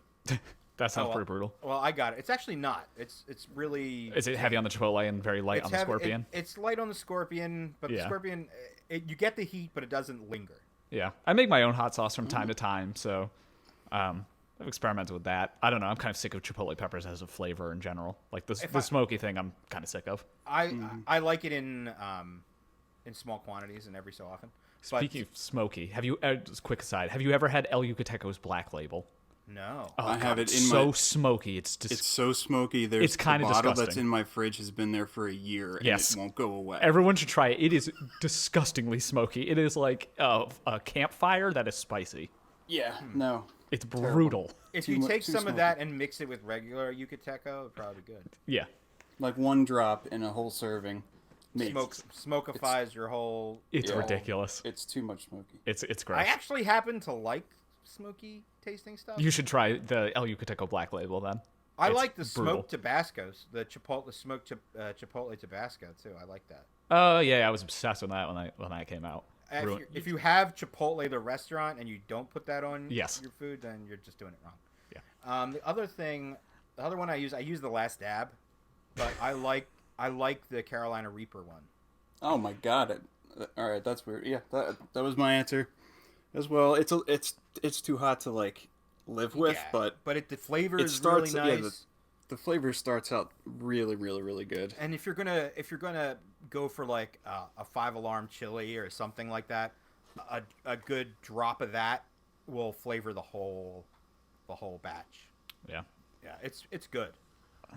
Wow. My mouth is squirting just listening to you guys talk about this shit. It's really I really like it. As you start to your tolerance builds quickly for hot sauce, so you can if you use it on stuff you can really it won't bother you at all. Yeah, no, everything bothers me now. I eat fucking Tums and it gives me heartburn. What of some of our, I think some of our non-knife related hobbies have probably come across on the podcast before. I don't know. I guess quickly for me, it's just music in general, playing music and collecting vinyl. And then I don't know, consumer electronics. I'm really into computers. I've been into computers for a long time. I'll echo both of those and add flashlights to the list. I like budget high-end flashlights. If that makes any sense. I don't buy the crazy Custom barrel shit? flashlight. Yeah, Yeah. that stuff's Wild. silly. It's really silly to me. It's like buying knives of a custom flashlights. iPhone. You know, there's these companies that make like Oh yeah, like the gold encrusted. Gold crusted. It's still the same freaking thing with a different shell. Yeah. That's dumb, and it's going to be completely obsolete or useless in a That is few the problem with flashlights. Yeah, it's how quickly they come up with new emitters and stuff. It's hard to keep track of. And Jake will echo this. As long as you know how to properly charge and discharge batteries, you can get into the hobby very cheap. Like, there's a lot of really great manufacturers that offer a lot of high output, really amazing user interfaces. There's so much variety and room for customization. I'm surprised a lot more people aren't into it. Yeah. I mean, there is a whole forum. Budget Light forum is amazing for that sort of What's stuff. really funny is I get the weirdest looks about And carrying a cable flashlight telephones. rather than a knife because everyone's like, you have a flashlight on your phone. And I'm like, do I want to drop my $1,000 phone while I'm using it to like look for things in the middle of the night? I mean, or do I want to use a flashlight that works better in every conceivable way? right now I'm usually carry like something that's a 14500 sized light, which is the lithium rechargeable version of a AA comparable size. I need to scale down. I carry an 18650 light. But now I'm carrying an 18650 light. It's the BLF FW3 series. They do it in aluminum. Sexy name. Yeah, amazing names. They do them in aluminum, copper, and titanium. So what I'm carrying right now is the FW3T. So that one's it's a 2500 lumen light. Okay, Brian, you're into fucking lights. Next. Brian, we know you like guns, so that one's pretty easy to answer for you. Yeah, it's guns. The only thing I do besides making knives is guns and shit. All right, and then Jake is a man of too many hobbies, so we cannot even get into those. What's hurry this up? Skip me. Just look at Jake's Instagram. The last thing you'll see on there is a knife. Yes, Well, exactly. It's not constructing, that's for sure. He's on your ass, man. All right. I give up. Whiskey Otter asks, this is a good question too. Is high HRC going to replace Super Steels as a flavor of the month that everyone demands without understanding? Yes. Who cares? It's true. That's going to happen though. Yeah, you're probably right. I think companies can just start saying like, yeah, this is a 64 HRC, and I don't know, that's all people care about will be the number. I don't think it's a bad thing. I think the only More people who will information dislike is that- always good.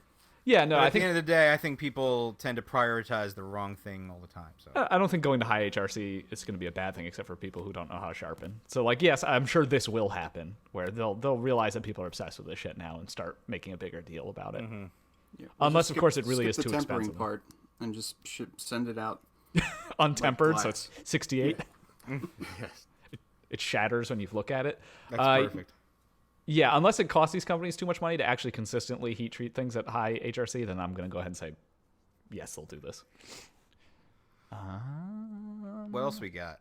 Okay. Favorite costume tactical knife maker. I read that one verbatim. Wait, what? Favorite I think it's supposed to be custom. Custom. Oh, okay. They I thought I was in the house. Halloween mode, so I was like, I don't know who's wearing the best costume while knife making. I'm glad I didn't say anything because I was about to mention some knife maker that kind of dresses in some weird shit. Snowdy? Snowdy is always in a costume. I've only met him once, and that was at the USN show, and he's a weirdo. He's definitely my favorite costume tactical knife maker. I would agree with He has that. worn many costumes over the year, and he might be one of my favorite custom knife makers as well. Interesting. There's a bunch of people on the list here. One person will probably eliminate from this list now. First name Frank. Okay, yeah, no. But I don't know. Yeah, I really do like Snowdy. But I will say Dmitry Sinkovich. Definitely Sinkovich. I mean, I guess I can agree with that. And there's a, this is one of those questions that I This is too sit tough. here and Yeah. Next. Okay, Hardy Weinberg said, what's your favorite go-to snack when traveling? I think I exclusively eat beef jerky when I'm I was traveling. gonna say jerky. Yeah, that's the only thing. I only eat that if I'm on a road trip. And sometimes it goes from like really, really good beef jerky to like the Slim Jim with the cheese next to it. I'll fucking eat that boy. too. Well, what's good about Slim Jim is you can just chew them and get flavor out for an hour. It's like meat gum. It is like meat gum. Gum. That's bad. I don't know. I get headaches when I don't get enough protein, so probably something that's high in protein. I should start with beef jerky. Something I that's high in also, I think I testosterone. only eat candy when I'm on a road trip too. I don't have a sweet tooth. Yeah. I do have a sweet tooth, and my biggest problem is once the candy is open, I can't think or do anything else. Remember the Swedish fish? Exactly. I did not see this coming. It's kind of adorable. Like before fishing in the morning, I would grab 3 things of candy for while I'm out there fishing. And once I open the spree and I take one, I can't stop The until they're gone. spree of Whatever. all I'm just saying, chalk candy. whatever it is. That's like the shit at the bottom of the Halloween candy. I when know you're a kid. you always get the best of everything. I guess. I mean, life's too short for So shitty tell candy. me a fucking candy. Give me a candy then. Take 5. Snickers. Mary Jane's. Jesus Christ. Take 5s. Take 5 is good. That's got a pretzel in it, so bonus points. Yes. I Take mean, 5s are dope. I think a Snickers is one of the most perfect food items ever Yeah, created. but I'm not talking about chocolate stuff. I don't consider that. That's a little bit different. That's like I also you can't like- you can't take chocolate out on a boat while you're sitting in the fucking sun. Okay, so I like Swedish fish. Yeah, Swedish fish are good. They're great. I love them. I love the Haribo gummy bears.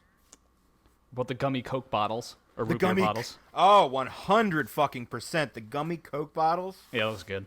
Top 3. Easy. My ultimate favorite, which you guys probably don't even know, is Willy Wonka's dinosaur eggs. Now I need to Do Google this. you remember them? No. I'm fucking old, dude. I know the Wonka candy, like the Nerds and the Nerds rope. Yeah, they used to have which is one of the dinosaur weirdest eggs. fucking things ever. They were like gobstoppers almost, but they came in a little, just in a little cardboard box, either 1 or 2 of them in there. Oh yeah. They were looking egg at them. shaped, Yeah. and they had like this weird sour taste to them. Oh, And there my were 2 fucking favorite. flavors or something on it. Like it was like half and half or something like that. I can't remember. Let me look it up. I'm just gonna Google image search this. to Yeah, refresh wow, my these are- brain. You can't find them anywhere anymore. Yeah, from the 80s. You These know look what? great. You know what else I like are old school fruit snacks. Interesting. I love that I have fucking- 3 kids. But the problem is I can eat like 8 bags at a time. The fruit snacks, right? Yeah. I Like, didn't when know I- this was going to be such a compelling question. When I was growing This is up, the like most there excited was we've like been. such a it's Halloween time too. Candy's Ooh, gonna be, appropriate.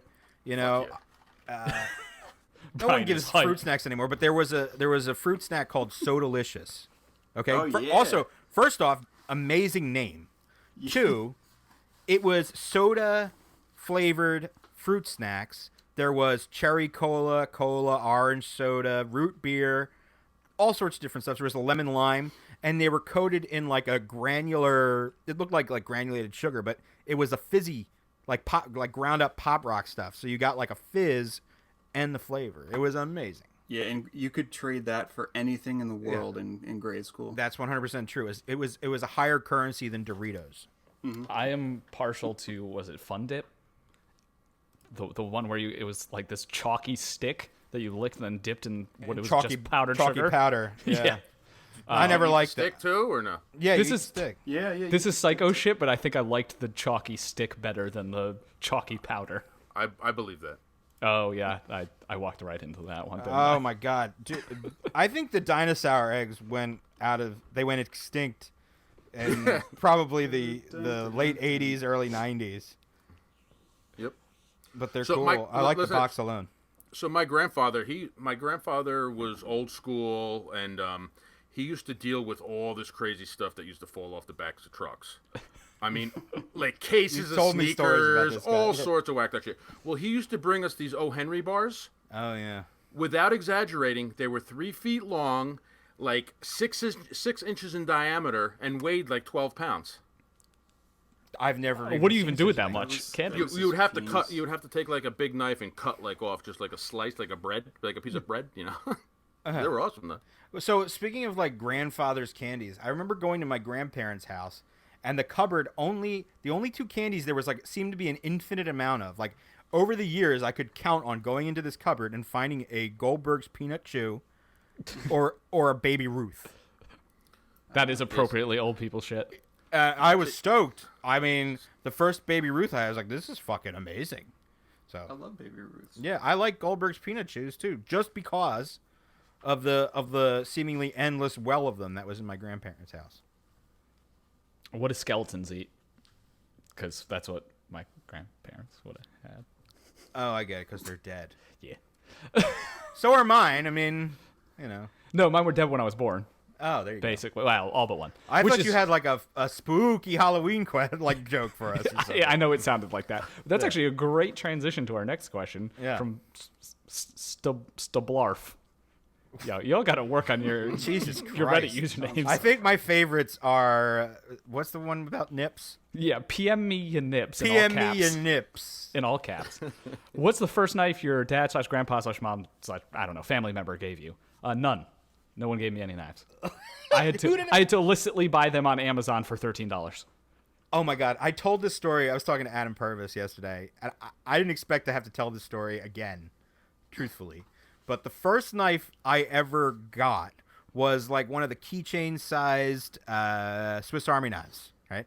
I remember I was on a family vacation. We were visiting family in California, you know, because that's where all the Armenians are. And we were at the Galleria Mall, and they had like a specialty shop. I can't remember what it is. But I begged my mom and dad, and to get my dad to like, you know, agree to this was a big deal. He got me. I was probably like 10, 11, maybe. Got this Swiss Army knife. I was stoked, okay? But I had never dealt with like a slip joint mechanism at all at that point in time. And pulling those things open with like kid hands Is impossible. is nearly impossible. So the next morning I was fiddling with it, and I decided, I know what I'll do. I'll open it with my teeth. Oh, No. So I opened the blade with my teeth, and I got it almost to snapped on your lip. halfway. Snapped right down on my fucking lip. oh. And I'm like, thinking that I just sliced my fucking face off. I think my mom was like, "Oh, you goddamn idiot." And she pulled it off my lip. And I think I barely made a mark. It shows how sharp those things are. I think I had like a small cut on my lip from it, but that was like my first experience with knife safety. I've never had a bad injury with a knife except for dropping it onto my leg. That was the worst thing. But that was a traumatizing experience, and why I have some Swiss Army knives, but I don't carry a lot. That's funny. Yeah. But yeah, that was one of my first knives. My first knife, actually. Yeah, I'm never going to live that one down, I guess. Anyone want to answer the question that didn't answer it already?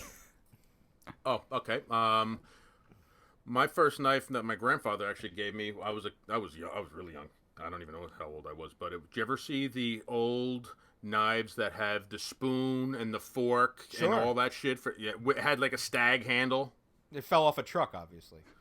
No, I don't know where he got that one, but Yeah. that was the first knife he gave me because I begged for it. Do you still have it? No. Nope. When my mother died, basically everything that was mine in the house, I mean, all of it disappeared. I don't have anything from my childhood, anything from, I don't have shit. I have a couple pictures, a box of pictures that I stole from my grandfather before he kicked it. Jeez. Just adding to the fact that we're all dead inside. Things are making a little more sense now. Yeah, we're all dead inside. That was depressing. Yeah. It should be. I mean, I just At least you didn't close a knife on your fucking face. I got enough shit in my house anyway. What do I need that stuff for? I'm not depressed about it. Right. Jake, did someone give you a knife? Yeah, our amazing mascot of a human being, old Russian friend Victor, was probably, I mean, at least to my memory, he was the first person to gift a knife and just kind of explained it like, yeah, like that's what dudes give dudes. You give dudes knives. It's what the hell's kinda wrong with true. you? Why didn't you know that? And that was honestly our whole group of friends started gifting each other knives on that day and have ever since. And That might have been the genesis, honestly, of a lot of. yeah. There's no question that has something to do with the hobby and where we are. Not just because he gave me a knife. It was a classic K-bar, USMC K-bar, which I obviously still have, and I cut the head off of a snapping turtle with it one time. But the fact that it made knife gift giving a regular thing seasonally, birthday, whatever. I just started giving people knives exclusively, basically. So I still do That's that. good I think I advice. only give people knives. yeah, that's good advice. Give knives. There is legend. There's like some superstition around it too, that you're never actually supposed to give a knife. You're always supposed to take some sort of payment, whether even if it's just a penny. So like lately, what I do is like, hey, do you have a penny? And I'll get the penny from the person and I'll hand them a knife. I was not familiar with the superstition. It's a thing. Oh, all right. I have heard that too. Yeah, I had not. because heard you're not. It's supposedly bad luck if you give somebody something sharp. For who? So if The you- person that gets it, or the person giving for the it? for the person that gets it. Oh, well, who gives a fuck? Yeah, yeah. Okay, fair enough. Okay. That's even now. I'm going to give away more knives to see what happens Yeah. to people. Yeah, seriously. Give the guy asking about the wiggles the knife for free. All right. Ugh. No, You had because to then you'll get mention an them email. Oh, I cut my fingers off. All right, next question from 10042011. Okay, it's probably a bot. Let's see here. 2 questions. What knife would you give the best fidget factor to? I don't know. OTFs are fun to play with, but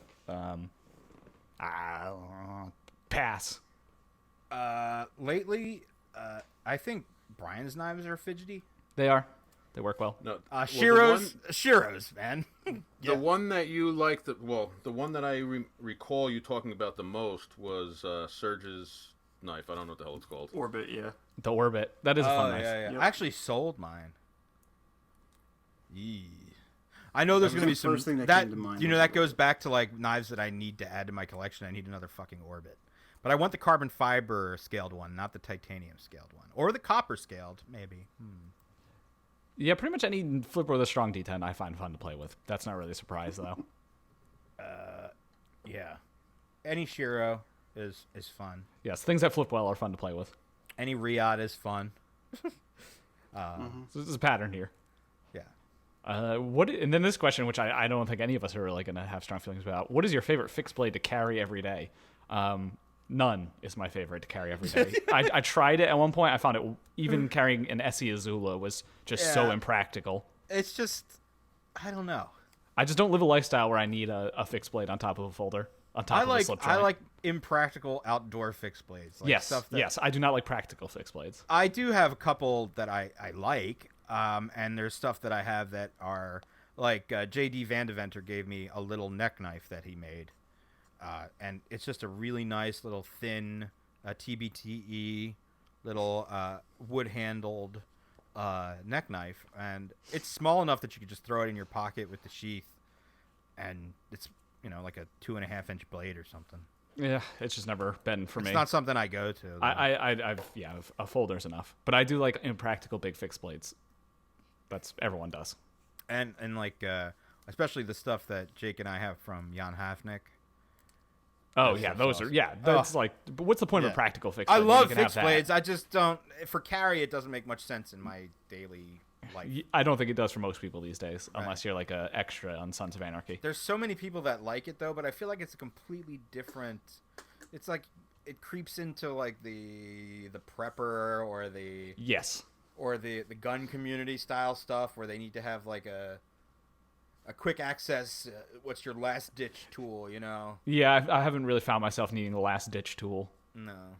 very frequently, so yeah, I just hope carry that a you- folder. I hope that you never do, but Yeah, I just folding knives are pretty cool. All right, next, unless Jake, do you have any fixed blades that you carry? I've never heard of you carrying a. there's ones that he throws directly into the concrete on his basement Sure. floor. Not my Jan Hafnick though. No, that would be bad. I think neck knives are underrated. And Really? Wow. Really? What? yeah, I mean underrated. yeah, or underused or something. I don't know. I mean, Yeah. it's Let's very just convenient. be honest. All of our knives are underused. Yeah. So just, let's just move on. Yeah, move on. CM4628 says, "What are your favorite unique / innovative mechanisms and design features other than Brian's D10 nub?" The kickstop is cool. The hawk lock. Yeah, the hawk lock. Let's see. Lots of stuff. The deadlock. Anything the Hawks produce. Yeah, their stuff I'm tends to really be pretty into. useful innovations. Yes. Definitely. I mean, I said obviously Brian's detent. They said anything but that or something. Yeah. Would be, okay. Well, then say the Holtz detent. Oh yeah. Yeah, it's completely different. I like the kickstop. I think it's pretty cool. But I don't know. I'm not a big innovation guy. I like the basics. Oh, I have one, Okay. and it's horrifically underused. The what is this? What is the word I'm looking for?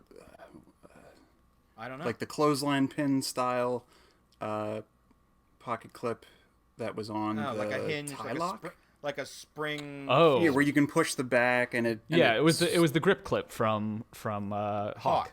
So, like I said, anything that the That they Hawks do. make is Yeah, the grip clip was cool. And Have you that guys one seen the in price on tie locks recently? People No. they're like $800 Really? because they have been discontinued for a few years. Your man Nick Chabez really got people interested in those again Oh God. because I he was used a to big talk he was a about one of big those. he was a big tie lock fan if I recall. But He they're, did the same thing to the Spidey chef.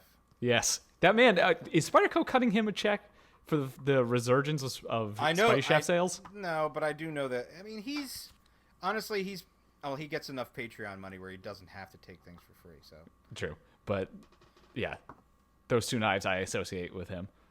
Lock bar inserts, I guess those were cool. Mm-hmm. Bearings, yeah, I'm not really a big innovative lock guy. yeah, I mean, all those things that we mentioned. I think something that I think might be used more in the future are the non-steel options for blades. Yeah, people don't think like that's rust, something- I guess. I think that's something that has some merit. All right, next one from QWERTY, Maine. That's a good name. Let me summarize this one because it's kind of long. Is it really a good name though, or is it just because it's a nerdy one? Yeah, I mean, I guess because it's kind of like a Gucci Mane reference, and it's also nerdy, so I appreciate it. But what trends have you guys noticed recently in the knife community? What things do you see starting to reach that trend level, if any, and what were your favorite or most disliked trends? The worst trend was back when everyone was pimping every single knife. With rock patterns. Rock patterns, that whole abomination era where everyone took every $100 knife and You spent know too what much sucks? money to it's get new it's scales. coming back. It's coming back. Is it? It's coming back. Is it really? Yeah. I mean, at least now it's not people hand making scales. It's like people with CNCs, making well-fitting scales. Well, I think it's actually worse because they're using a CNC to sort of imitate an ugly handmade appearance. It's this. Where is this happening? People are going back to the Well, rock pattern. okay, I'm blissfully unaware. First off, go look at what We Knives just showed. Oh yeah, no, they just dropped a bunch of garbage. Yeah. Now that one is particularly bad. Oh That's yeah, probably the Hecate. is that how that's pronounced? I assume it's pronounced like the Greek witch, the Greek goddess Hecate, right?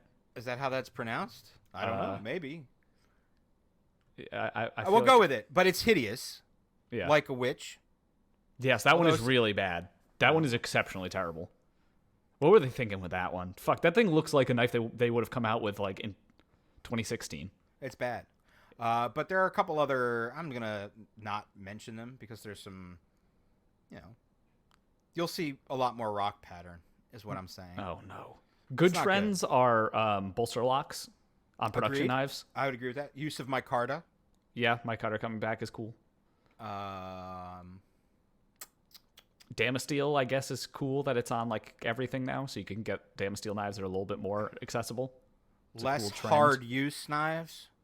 Yes, not as much of an obsession with hard use is a very cool trend. I was doing air quotes there.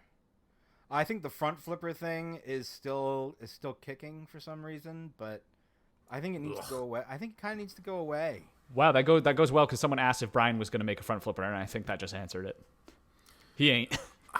He is. I know. Yeah, he has a front flipper. And Yeah, He just hates them? But no, it's just I don't know. I don't really see. Do you feel? It does. Advantage It doesn't of have the. To me, it doesn't have the fidget factor in it. It doesn't have the ergonomics in it. It does. There's nothing really good about it. The only thing that's good about it is Lines. it's more. It's more Yeah. streamlined, so it goes in and out of the pocket. You don't have that pocket pecker.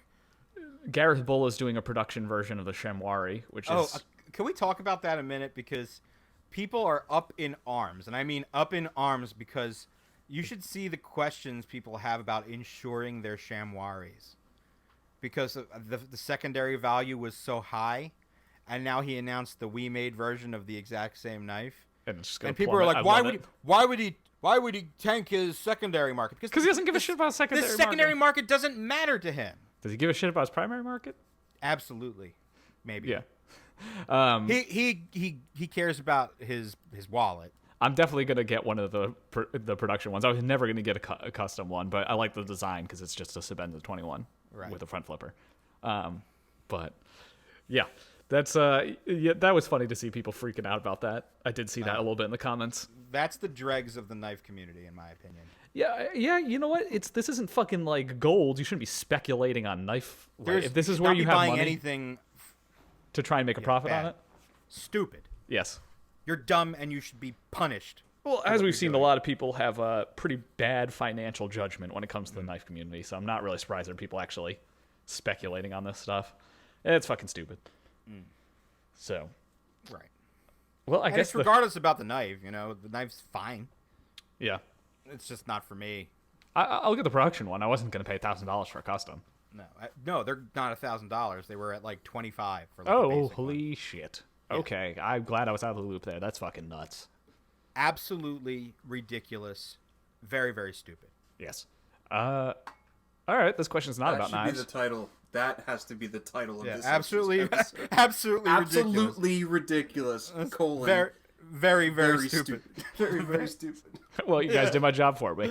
Yeah. Mars Jedi 15 says, "What are recommendations for budding metalhead? Just listen to metalcore like we all did, and work your way up from there." No. We all started at metalcore. No, we didn't. Who? No. You did. How did you not start? Neither of Levon and I did. No, never. You just jumped into like black metal. It doesn't work that way. No. It does, because we're older than you dimwit. There's old metalcore. Shafts Fall's been around since like '98. No, but that's not what we started with, dude. It was, for me, it was the new wave of melodic Swedish death metal. Yeah, but that's already too metally for people. But that's what I listened to. That you just went straight to that from like heavy metal. Exactly. I went from Interesting. that to In Flames and Dark Tranquility. Interesting. I thought that was too much of a jump because people get very uncomfortable when the vocals come in. No, metalcore was never a thing, and I still hate it. Although I will say this now, I don't think it is. I think it's dumb. There's good metalcore bands, maybe. I don't know. Converge technically gets labeled as metalcore sometimes. All right, yeah, but they don't have clean vocals, so I don't. I don't know. think that's more accessible than In Flames, like early In Flames albums. Maybe mid-career In Flames, before they got terrible. That's pretty accessible. We don't really talk about. But like Reroute to Remain era. Yeah. Okay. All right. Fine. But yeah, that's more accessible than metalcore, and I think that was around before metalcore really hit its stride. There would be no August fucking Burns Red if there wasn't for that stuff. Oh my god! It's bad enough that I have to come back to. Brian, we already know you don't like about it. this. We already know you don't like it. You can just go smoke something for a minute. All right, good Okay. idea. Be back. Yeah. I'll be all back. right, there you go. So, yes, I went right from even from an early age, I went right to the melodic death metal stuff. Started getting into the heavier stuff. I mean, it's just the way it is. Yeah. Metalcore was never part of it. I guess yeah. All right, fine. I don't know if I started with metal. Yeah, I did. So, yeah, what am I but saying? I will say Atreyu was this. the first band. Yeah. Wow. Yeah, that's you're younger. That's Yes. At our age, at that point in time, there was a large gap in what we were listening to. Yeah, I heard. I Atreyu went from like Metallica to Iced Earth to In Flames. Oh, okay. Okay. I guess I went from that to like Nightwish and some symphonic metal bands to Doomborgir to other there you actual go. black metal. So yeah. So if you guys are on Apple Music, I'm actually, if maybe Dave, you can start a Spotify version of the playlist. Sure. There is a Knife Nuts playlist. It's like an official playlist for our Knife Nuts podcast, and Jake and I will be adding stuff to that as we see fit. It's about 40 songs now, but I'm constantly adding things to it. It's a lot of metal. Which is funny good. enough, is all the remaining questions, which are two, basically, are about metal. Okay, go ahead. Go with the next one then. All right. Apparently, from Money Bullets. Sounds like another randomly generated name. Just started listening to the podcast last week, but I'm hooked. You guys had me at 2 Megatherian. What is your favorite Celtic Frost record? And Brian, would you ever make a front flipper? Real left turn there. My favorite is Progeny because I didn't grow up listening to like that kind of black metal, so old Celtic Frost just sounds like old bad black metal to me, and that's extremely blasphemous. Like I don't enjoy 2 Megatherian. That's a great album. I hate to say it, but like 80s black metal doesn't do it for me. Yeah, well, you mean proto black metal? Yeah, like the earliest I'll go is DMDS for Mayhem. I mean, how about Into the Pandemonium? Don't listen to that either. I mean, I could give it a shot, but I mean, Morbid Tales is also good. Like all of those. Cold Lake. Okay, but I do think not Progeny, Cold Lake. Monotheist is a great. Monotheist, not Project. I mean, Monotheist is the album. Yeah, I think that's what you meant. But yeah, their last. That's one. definitely up there. It's an excellent swan song, and then you can get into the Triptychon stuff if you want, which I like. Is also good. Yeah, yeah. Let's see. I'm somewhere in between you two, but with the addition of having been abused as a child, and by that I mean had no one to show me what real metal was. So I listened to new metal when I was in high school. Nice. I mean, okay, that's a more genuine thing for us, Dave. Yeah. Your metalcore would probably be our new metal. I mean, I liked Korn and shit, and some of the other new metal bands. I didn't say I liked them. Oh, I still like Deftones. I fucking hate the Deftones. Wait, really? I hate them. White Pony is like one of my favorite albums ever. It's literally everyone I talk to's favorite album, and it's trash. That's so funny because originally I wanted to name this podcast Knife Party because that is one of the songs on White Pony. You're banned from that. You're not allowed to do that. It's not happening. Digital Bath was my track from that. You can take your Deftones and shove it. I was in Montreal and I saw a stripper dance to Change in the House of Maggots off of White Pony, and it was fantastic. Thank you, Jake, for that. That was appreciate it. For someone who's hating it, that was a pretty obscure and I know. You got to know your enemy. You got to know your enemy. That's Rage Against the Machine, who I also still like. I love Rage. It's very strange. Rage is a talented group, you know. I got Battle for Los Angeles in 3rd grade, and it was awesome. I was in high school. You were younger than we are. I didn't understand a single thing they were talking about, but I was like, yes, I enjoy this. System of a Down is the only thing came out of the new metal scene. You got to rep for them. Well, I don't have to do anything, and that's a fucking fantastic band. They really are. Yeah. Too bad they're never coming back. They're touring in 2020, you dickhead. Yeah, but are they going to make music? Probably not. Yeah. No. They don't need to. I would like a follow-up to... Well, I mean, unless it ends up like Tool, which Fear Inoculum was not bad, but it just wasn't 13 years of waiting good. Don't tell Elijah Isham that. Every morning I wake up to another Tool meme. I mean, I liked it, but it would be the same thing if System of a Down came out with a new album. It would be too much anticipation. Fair. I mean, I agree. Yeah. I'm not going to disagree with that. But that was the last question. We can just ignore this Charlie the Lefty one about why do we like that. Every other day, Charlie the Lefty just makes himself into somebody that I just don't want to know. There we go. Yeah. Shout out to him. Yeah. Thanks for the really terrible question. I'll downvote it. Downvote it. I downvoted it too. Bam. Downvoted. Yeah. All right. That is the whole AMA. Wow. I had to close it off at some point because I know how our episodes go, and we'd be sitting here for 5 hours if I left it open. Yes. Well, let's just all give Jake a round of applause for being very concise today. Good job, Jake. Wow. You did it, buddy. Thank you. I mean, is Brian still? It wasn't as easy as it sounded, I'm sure. Do we need to do a giveaway? It's a new month, right? We didn't record in October? No, we did. Did we? Yeah, I think we did. Did we do 2 episodes a month? We did. Oh my God, we did it. That was the goal. That was. Hold on. I'm going to double check us because I don't trust me. I don't trust us. We did because we gave away the... Oh yeah, October 7th. Holy shit. Yeah. Mm-hmm. Look at that. Okay, we don't. So look out for a giveaway next month. That's right. Well, we can give away that... the Kaiser, whatever it is. The pinch. The pinch. The fucking pinch. We'll just pick somebody that we don't like and send it to them. We'll send it to Charlie the lefty. Let's send it to It's Charlie lefty. Lefty. It's lefty friendly. Yeah, it's lefty friendly. What- That's perfect for him. Once his campaign to get the left-handed micro Evo fails, Yeah, we'll send him this as a consolation. Definitely gonna fail. Well, this- I did this time- repost it.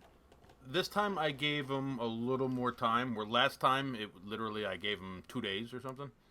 So we'll see. We'll see. Yeah, we'll see. All right. So there is something special that we've been sort of working on for the past couple of months. And if you want to stick around after the show and listen to it, if you're not Charlie the Lefty and you listen to the show, you're probably going to really like it. So I'm going to leave it on that. I'm also going to take some time to say thank you to all the companies that sponsor us. We have St. Nick's Knives, Kaiser, PVK.